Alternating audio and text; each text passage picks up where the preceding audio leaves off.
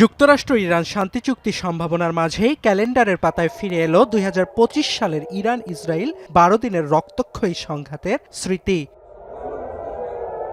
গেল বছরের ১৩ জুন যুক্তরাষ্ট্র ইরান পরমাণু আলোচনার মাঝেই তেহরানে অতর্কিত বিমান হামলা চালায় তেল আবিব। পরে হামলায় যুক্ত হয় যুক্তরাষ্ট্রও। পাল্টা জবাবে ইসরায়েলের বিভিন্ন স্থাপনা ও মধ্যপ্রাচ্যের মার্কিন ঘাঁটিতে হামলা চালায় আইআরজিসি। পরে ১২ দিনের সংঘাত শেষে ২৪ জুন যুদ্ধ বন্ধের ঘোষণা দেন ট্রাম্প।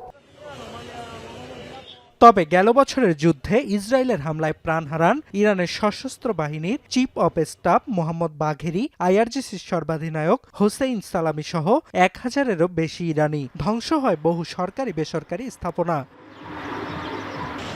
রক্তক্ষয়ী সেই সংঘাতের ১ বছর পূর্তি উপলক্ষে নিহতদের স্মরণ করে তেহরান সহ ইরানের বিভিন্ন শহরে অনুষ্ঠিত হচ্ছে স্মরণসভা। এসব অনুষ্ঠানে যোগ দিয়ে ইসলামী প্রজাতন্ত্রের শীর্ষ নেতাদের দাবি, হামলার পরও তেহরানের মনোবল ভাঙতে পারেনি যুক্তরাষ্ট্র ইসরায়েল। এছাড়াও শুক্রবার ইরানের রাষ্ট্রীয় গণমাধ্যমে দেয়া সাক্ষাৎকারে পররাষ্ট্রমন্ত্রী আব্বাস আরাকচি জানান, সংঘাতের পরও পরমাণু সমৃদ্ধকরণ কর্মসূচি বাতিল সহ যুক্তরাষ্ট্রের দেয়া নানা শর্তের কাছে মাথা নত করেনি তেহরান। এমনকি দুটি রক্তক্ষয়ী সংঘাত ও ব্যাপক ক্ষয়ক্ষতির পরও ইসলামী প্রজাতন্ত্র শক্ত অবস্থানে আছেন বলেও দাবি করেন তিনি।